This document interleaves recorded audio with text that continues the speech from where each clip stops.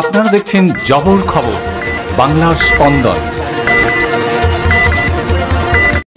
বিজেপির এটা কাজ, ইলেকশন আসলে আগে টিভিগুলোকে খাইয়ে দেওয়া, সংবাদ মাধ্যমকে খাইয়ে দেওয়া নিউজটা, তারপরে সেটাকে মানুষের কাছে নিয়ে আসা।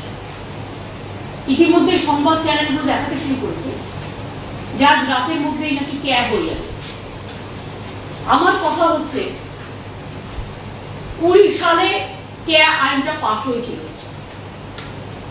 তারপরে বারবার এক্সটেনশন করে আজকে 4 বছর লেগে গেল। নির্বাচনের সময় 2 দিন মাত্র বাকি, নির্বাচনে মাত্র 2-3 দিন, তখনই এটা করার প্রয়োজন পড়ল। তার কারণ এটা একটা রাজনৈতিক পরিকল্পনা। আমরা অপেক্ষা করছিলাম ক্যাব আইনটা অ্যাকচুয়াল কি করেছে। 2 হচ্ছে এখনো পর্যন্ত নোটিফিকেশনটা আমরা পাইনি, নোটিফিকেশনটা কি আছে। 3 হচ্ছে যে রুলসটা করেছে সেই রুলসটা কি বলা আছে। আমি প্রথমেই আপনাদের জানিয়ে রাখি, পুরোটা রিপোর্ট দেখার পর, কাগজ হাতে পাওয়ার পর ডিটেলসটা আমি কালকে হাবড়ার মিটিং থেকে বলবো। আজকে আমি যেটুকু বলতে চাই, যদি কোনো বৈষম্য হয় সেই জিনিস আমরা মানি না। ধর্ম বৈষম্য হোক, বর্ণ বৈষম্য হোক, লিঙ্গ বৈষম্য হোক, মানব জাতির বৈষম্য হোক, এটা আমরা মানি না। 2, আমি মনে করি যে আজকে যাদের বলা হচ্ছে ছেলের হাতের মুয়া, হয়তো একটা বড় জোর ওই 2 দিনে কাউকে তো দিতে পারবে না, জাস্ট শো অফ, জাস্ট একটা ছেলের হাতের মুয়া, লালিপপ, বললো আপনারা পোর্টালে নাম লিখুন, এরকম কিছু একটা করবে। তা পোর্টালে তো সব ধরনের লোকেরাই নাম লেখাবে, কিন্তু সেই নাম আদৌ কার্যকরী হবে। আর যদি আজকে ক্যাব করে বলে আপনি নাগরিক, তার মানে কি এতদিন তারা নাগরিক ছিল না?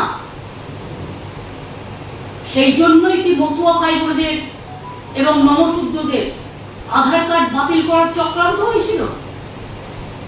কেন তাদের আধার কার্ড বাতিল করা হচ্ছিল? তার মানে নতুন কিছু করবে, পুরনোটার কোনো গুরুত্ব থাকবে না। আমাদের থিওরি হচ্ছে, আমরা সবসময় বলি আমরা সবাই নাগরিক। আজকে কেউ চাকরি বাকরি করছে, কেউ স্কুলে পড়াশোনা করছে, কেউ জমি জমা কিনে সেখানে দীর্ঘদিন ধরে বসতি তৈরি করেছে। তার মানে সেগুলো কি ভ্যালিড নয়? আইনত কোশ্চেন হবে না তো যে তার মানে আগে যে সুযোগগুলো তারা পেতেন সেটা সব অবৈধ হয়ে যাবে, সেগুলো বৈধ হবে না। একমাত্র ক্যাব বৈধ যদি হয়, তাহলে এতদিন ধরে মানুষ যে সুযোগ পেয়ে আসছিল, তাদের ভোটেই তো প্রধানমন্ত্রী নির্বাচিত হয়েছে, তাদের ভোটেই তো চিফ মিনিস্টার নির্বাচিত হয়েছে, তাদের ভোটেই তো গ্রাম সভা হয়েছে, পঞ্চায়েত সমিতি হয়েছে, জেলা পরিষদ হয়েছে, কর্পোরেশন হয়েছে। তাহলে সেই ভোটের কোনো মূল্য নেই, সেই নাগরিকত্বের কোনো মূল্য নেই। নাগরিকত্ব ভোটের আগে নতুন করে চিন্তা করতে হচ্ছে। এবং আমি ডিটেলসটা দেখার পরে কালকে নিশ্চয়ই আপনাদের কাছে বলবো, কিন্তু আমার মনে হচ্ছে যে যদি ক্যাব দেখিয়ে এনআরসি নিয়ে এসে কারো যারা এখানকার নাগরিক তাদের নাগরিকত্ব ক্যান্সেল করা হয়, তাহলে কিন্তু আমরা কেউ চুপ থাকবো না, আমরা স্ট্রংলি এটা প্রতিবাদ করব। আমরা আগে জানিয়ে গেলাম। 2 হচ্ছে নো এনআরসি, এনআরসি তো আমরা মানতেই পারি না। আর ক্যাব নাম করেও কাউকে ডিটেনশন ক্যাম্পে রেখে দেবে, এই চালাকিও আমরা করতে দেবো না। ভোট আজকে আছে, কাল পুড়িয়ে যাবে, আর 2 দিনে কেউ নাগরিকত্ব পাবেও না। এটা লোক দেখানো, জাস্ট প্রতারণা, মানুষের সাথে ছলনা। এতে যদি কেউ খুশি হয় আমি খুশি হব, কিন্তু এতে যদি কেউ দুঃখী হয় আমি দুঃখ পাবো। কাজে আমি অপেক্ষা করছি টোটাল আইনটা দেখবার জন্য। এবং আমি এখনো মনে করি আমাদের এখানে যারা আছেন সারা ভারতবর্ষে, যারা ভারতবর্ষে বসবাস করেন, বাংলায় বসবাস করেন, তারা প্রত্যেকে নাগরিক। তাদের নাগরিক অধিকার, তাদের গণতান্ত্রিক অধিকার, তাদের সামাজিক অধিকার, তাদের প্রতিষ্ঠার অধিকার, তাদের ইকোনমিক অধিকার তাদের ব্যক্তিগত অধিকার, তাদের সম্পত্তির অধিকার সবই থাকবে। এই নতুন আইন কারো আগেকার অধিকারগুলোকে বাতিল করে দেবে না তো।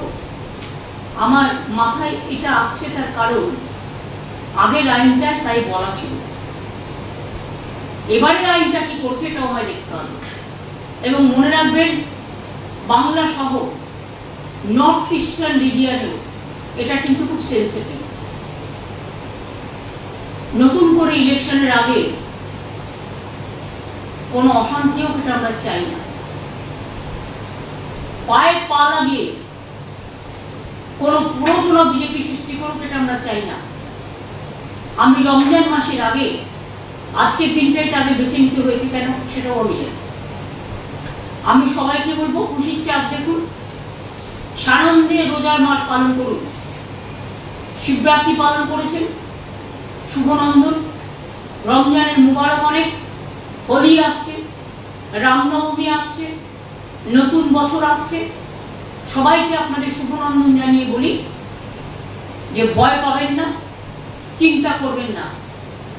আধার কার্ড যখন বাতিল করা হচ্ছিল আমরা রুখে দাঁড়িয়েছিলাম, এবং আজও যদি কারো অধিকার কেড়ে নেওয়া হয়, মনে রাখবেন তৃণমূল কংগ্রেস একমাত্র রাজনৈতিক দল সর্বপ্রথম সে আওয়াজ তুলবে, আলোড়ন তুলবে। তার মানে সূচনাটা আমি এখনই করে দিয়ে গেলাম, কারণ মধ্যরাত্রে মধ্যগগনে কি ফুল ফুটবে সেটা তো আমরা জানি না। সেই জন্য আগাম বলে গেলাম সন্ধ্যাবেলায়, নতুন সন্ধ্যা শুরু হবার আগে সন্ধ্যা লগনে যে মধ্যরাতে এমন কিছু করবেন না। এটা ফ্রিডম অ্যাট মিডনাইট নয়, এটা বিজেপির পরিকল্পনা ছলনা। সাহস থাকলে আপনি 6 মাস আগে দিতেন, 4 বছর অপেক্ষা করতে হলো কেন? আর হঠাৎ ইলেকশনের আগে নানা রকম বুলি উড়ে বেড়াচ্ছেন। গ্যাসের দাম 70,000 কোটি টাকা আপনারা ইনকাম করেছেন, গ্যাসের দাম বাড়িয়েছেন তো বাড়িয়েছেন। আজকে নির্বাচন বলে 100 টাকা কমাচ্ছেন, কিন্তু যেটা বাড়িয়েছেন 1000 টাকায় সেটা কিনতেই তো মানুষের পকেটে অর্ধেক রোজগার বেরিয়ে যাচ্ছে। সুতরাং ভাওতা অলওয়েজ ভাওতা, ছলনা অলওয়েজ ছলনা, প্রতারণা অলওয়েজ প্রতারণা।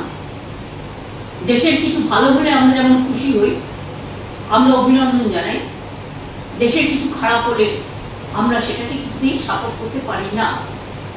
আমি শুনছি প্রধানমন্ত্রী নাকি জাতির উদ্দেশ্যে ভাষণ দেবে, মিসাইল, লঙ্কেশ মিসাইল করেছে ভারত। যদি করে থাকেন আমি বিজ্ঞানীদের অভিনন্দন জানাই, আমি আগেই মহাকাশচারীদের অভিনন্দন জানিয়ে যাচ্ছি। আর এটা আজকের গান নয়, এটা ইন্দিরা গান্ধীর সময় থেকে এই অভিযান শুরু হয়েছে। প্রায় 30-40 বছর ধরে বৈজ্ঞানিকরা এই কাজ করছেন। সুতরাং তাদের সাফল্য আমাদের সাফল্য, তাদের আমি অভিনন্দন জানাচ্ছি। কিন্তু কে নিয়ে কি করবে আমার ডাউট আছে। আমি সবাইকে বলবো, চিন্তা করবেন না, ভয় পাবেন না।